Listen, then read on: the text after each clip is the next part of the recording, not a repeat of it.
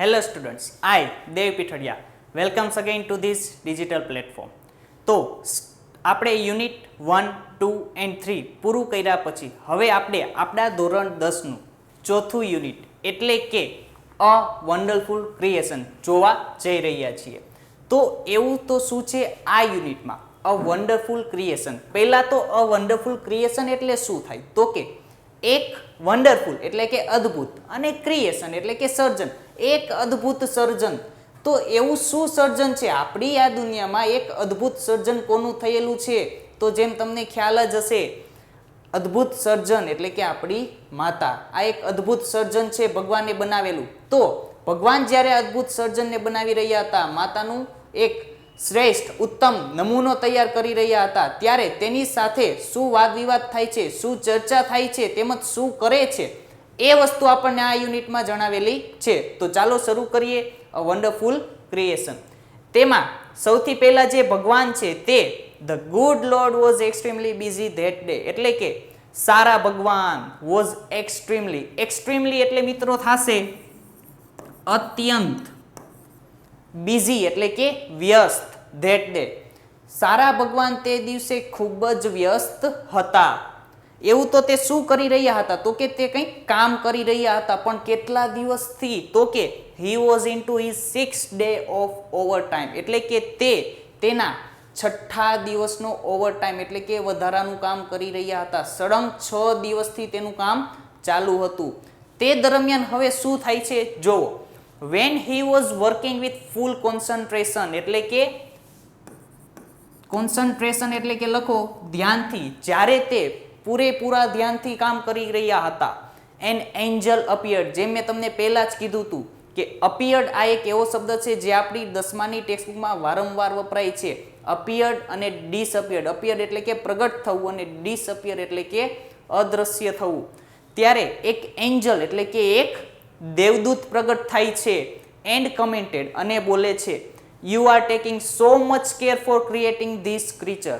તમે આ જે ક્રીચર છે, ક્રીચર એટલે કે પ્રાણી, મનુષ્ય પણ એક પ્રાણી છે, તો તમે આ જે પ્રાણી બનાવી રહ્યા છો તો એની બહુ વધારે પડતી કાળજી લઈ રહ્યા છો. કોણ? ભગવાન. ક્રીચર એટલે શું થશે? એક પ્રકારનું પ્રાણી, એક પ્રકારનો જીવ. જ્યારે ભગવાન બનાવી રહ્યા છે તે બહુ કાળજી રાખીને બનાવે છે, 6થા દિવસનો ઓવરટાઈમ કરે છે. તો એવું તો શું છે? That's true said the lord. ભગવાન કહે છે હા તારી વાત સાચી છે. Do you want to know the details? તું આના વિશેની વિગતો જાણવા ઈચ્છે છે? એવો પ્રશ્ન કરે છે દેવદૂતને. ત્યારબાદ what are they? The Angel was curious. Curious Angel કેવો થઈ ગયો તો? એકદમ લખો ઉત્સુક થઈ ગયો હતો.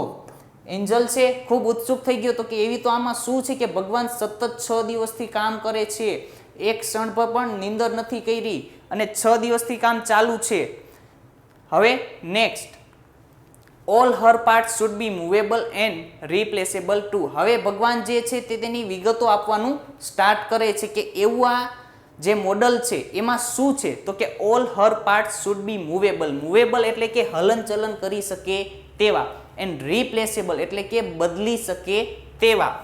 તેના જે દરેકે દરેક ભાગો છે તે કેવા છે તો કે મૂવેબલ એટલે કે હલનચલન થાય, અને રિપ્લેસેબલ એટલે કે બદલી શકે તેવા છે તેના બધા ભાગો. સી હેઝ અ લેપ. તેની પાસે એક ખોડો છે.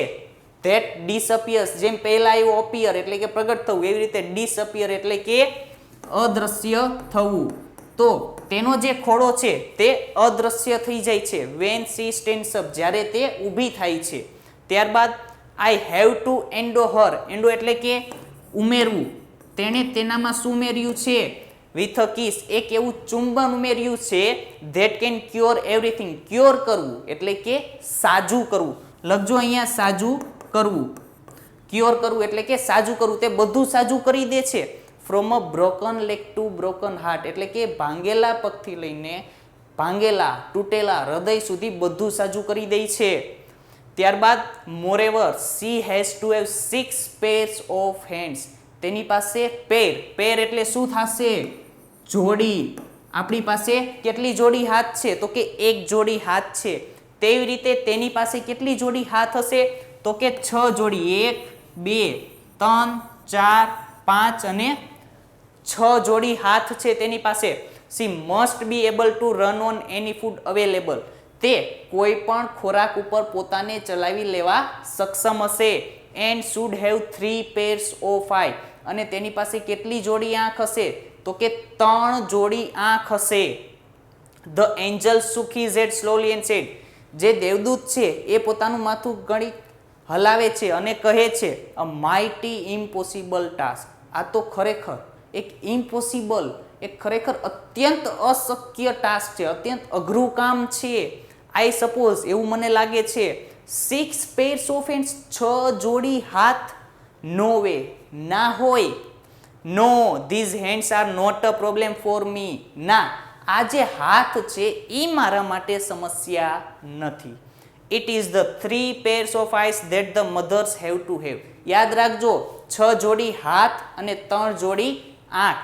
તો એના માટે સમસ્યા જો હાથ નથી તો શું છે? તો કે 3 જોડી આંખ જે છે ને, જે માતાને દેવાની છે, એ 3 જોડી એના માટે સમસ્યા છે ભગવાન માટે. લોર્ડ લુક્ડ પઝલ્ડ. પઝલ્ડ એટલે લખજો ગૂંચવાઈ જવું, ગૂંચવાયેલું. ભગવાન છે તે જરાક ગૂંચવાઈ જાય છે, મૂંઝાઈ જાય છે કે આ 3 જોડી આંખ છે શેના માટે કઈ રીતના ફિટ કરવાના છે. ત્યારબાદ oh so you are creating a standard model of mothers. તો શું તમે એક ઉત્તમ નમૂનો બનાવી રહ્યા છો માતાનો? એવો પ્રશ્ન કરે છે. બટ 3 pairs of eyes, પણ 3 જોડી આંખ. The angel got interested. હવે જે દેવદૂત છે એને વધારે ને વધારે રસ આવી રહ્યો હતો. One pair that sees her children. હવે ભગવાન જે છે તે એક્સપ્લેનેશન આપશે, વિસ્તરણ આપશે કે આ 3 જોડી આંખમાંથી કઈ જોડી શું કામ કરશે. વન pair, પહેલી જોડી, that sees એટલે કે જોશે. કોને જોશે? તો કે હર ચિલ્ડ્રન, તેના બાળકને. થ્રુ એટલે કે દ્વારા, ક્લોઝડ ડોર્સ. એક જે જોડી આંખ છે તે બંધ દરવાજેથી તેના બાળકને જોઈ શકે તેના માટે. અનધર પેર, બીજી જે જોડી છે એ શેના માટે છે? To look at the children and say, બાળક તરફ જોવા માટે અને એને કહેવા માટે. આઈ અન્ડરસ્ટેન્ડ, હું સમજુ છું. And I love you without uttering a word. અને શું કહેવા માટે? આઈ લવ યુ, હું તને પ્રેમ પણ કરું છું. બટ અટરિંગ અ વર્ડ એટલે કે એક પણ શબ્દ બોલ્યા વગર. એક પણ શબ્દ બોલ્યા વગર એ શું કહી દેશે? તેની સામું ખાલી જોઈને આઈ લવ યુ, હું તને સમજુ છું અને હું તને પ્રેમ પણ કરું છું. હવે 2 જોડી પછી ત્રીજી જોડી શા માટે છે? And the third pair to see. જે ત્રીજી જોડી છે તે જોવા માટે. શું? ઓલ સિક્રેટ થિંગ્સ, બધી જે સિક્રેટ વસ્તુઓ હોય છે બાળકની. વિધાઉટ ઓપનિંગ ધેમ, તેને ઓપન કર્યા વગર, તેને ખોલ્યા વગર માતા સમજી જશે કે બાળકને શું થયું છે, બાળક શા માટે રડે છે, બાળકને ભૂખ લાગી છે કે નહીં, બાળકનું હોમવર્ક અધૂરું છે કે નહીં. એ કંઈ પણ કીધા વગર આપોઆપ સમજી જશે. એના માટે બોલવાની પણ જરૂર પડશે નહીં. તો એવી રીતે 3 જોડી આંખ શા માટે, જો તમને પૂછવામાં આવે તો તમારે યાદ રાખવાનું છે. પહેલી જોડી તો કે બંધ દરવાજેથી બાળક શું કરી રહ્યો છે તેને ખ્યાલ આવી જશે. ત્યારબાદ બીજી જોડી તો કે એક પણ શબ્દ બોલ્યા વગર એને કહેવા માટે, માત્ર એની સામું જોઈને શું કહેવા માટે? તો કે બેટા હું તને સમજુ છું અને તને પ્રેમ કરું છું. અને ત્રીજી જે જોડી છે એ શા માટે? તો કે કોઈ પણ તેની ગુપ્ત વાત હોય તો તે ઓપન કર્યા વગર એટલે કે ખોલ્યા વગર તે માતા સમજી જશે. ત્યારબાદ શું કહે છે? Lord requested the angel. દેવદૂત જે છે તે એક વિનંતી કરે છે, ભગવાન પ્લીઝ ગો ટુ બેડ, મહેરબાની કરીને હવે સુવા માટે જાઓ. Do not take so much trouble in a single day. એક દિવસમાં, ટ્રબલ એટલે કે સમસ્યા, એક દિવસમાં આટલી બધી સમસ્યા, આટલું બધું કામ કરો નહીં. ત્યારબાદ I can't, I can not, he refused એટલે કે ના પાડવી. ભગવાન ના પાડે છે, ના હું તે ના કરી શકું. I have almost completed the work, મેં લગભગ બધું કામ મારું કમ્પ્લીટ કરી લીધું છે. I have put the best of my ideas into these model, મેં મારા જે બેસ્ટ આઈડિયા, મારા જે સારામાં સારા વિચારો હોય તે આ મોડેલમાં, આ નમૂનામાં મૂકેલા છે. Now these mother will heal herself when she is sick. હવે જો આ માતા શું કરી શકશે? તો કે જ્યારે આ માતા હીલ હરસેલ્ફ, હીલ કરવું એટલે ખાસ ગેમર્સને તો ખ્યાલ જ હશે કે હીલ કરવું એટલે કે પોતાની જાતને સાજી કરવી. કઈ રીતના? વેન સી ઇઝ સિક. સિક એટલે કે બીમાર હોવું. સિક એટલે બીમાર હોવું. જ્યારે માતા પોતે બીમાર હશે ત્યારે તે પોતાની જાતને જ સાજી કરી શકશે. જો તમારી માતા જ્યારે બીમાર પડે છે તે ત્યારે તમારી જેમ રડશે નહીં, ખોટું દવા પીવાની ના પાડશે નહીં, પરંતુ પોતે જાતે જ સાજી થવાની ટ્રાય કરશે. કોઈને પણ પોતાની મુશ્કેલી કહેશે નહીં. એટલે તમે કહી શકો કે હવે આ જે માતા છે એ પોતાની જાતને જ જ્યારે તે બીમાર હશે ત્યારે સાજી કરી શકશે. ભગવાને તેટલું સરસ આમાં ઉમેર્યું છે. ત્યારબાદ she would be able to feed a family. Able છે એટલે કે સક્ષમ છે. કેવી છે? સક્ષમ છે. શેમાં સક્ષમ છે? ફીડ અ ફેમિલી, પરિવારને ખવડાવવામાં. કઈ રીતે? ઓફ 6 મેમ્બર્સ, 6 જણાની પરિવાર હોય, 6 જણાની જે ફેમિલી હોય તેને ખવડાવવા માટે તે સક્ષમ છે. Only on half a kilo of cabbage, માત્ર ને માત્ર અડધા કિલોનું જે કોબીજ હોય એટલામાંથી જે 6 જણાના પરિવારને ખવડાવવા માટે સક્ષમ છે. ત્યારબાદ and she would manage a child's bath. જો તે કેટલું મેનેજ કરે છે, કેટલું સંભાળી લે છે, તો કે ચાઇલ્ડ્સ બાથ, જે બાળક હોય તેને નવડાવવાનું, પ્લે રમાડવાનું, સ્ટડી ભણાવવાનું, ફૂડ ખવડાવવાનું, and sleep without getting irritated, અને સુવડાવવાનું પણ તે આટલું બધું મેનેજ કરી લે છે, બટ વિધાઉટ ગેટિંગ ઇરિટેટેડ એટલે કે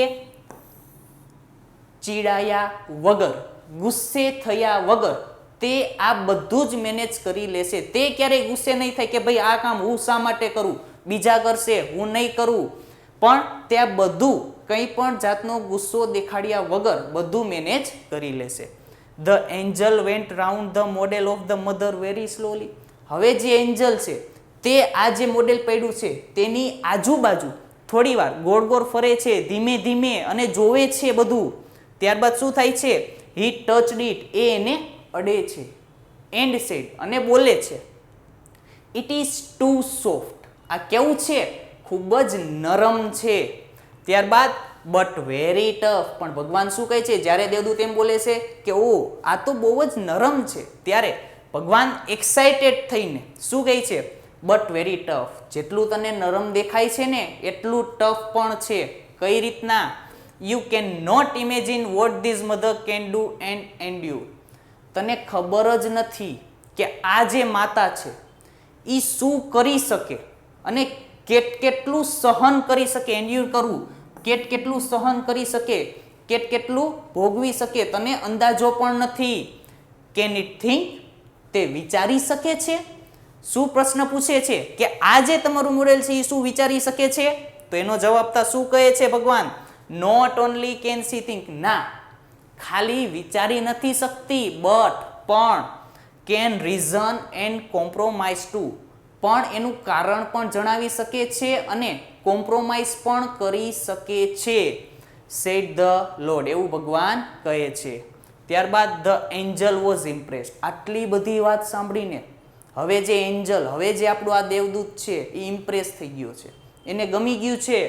હી went closer to the model, એ આ જે મોડલ છે એની વધારે નજીક જાય છે. એન્ડ મૂવ્ડ હિઝ ફિંગર, અને એની જે આંગળીઓ છે એ ફેરવે છે અક્રોસ ધ ચીક. ચીક એટલે કે ગાલ પર.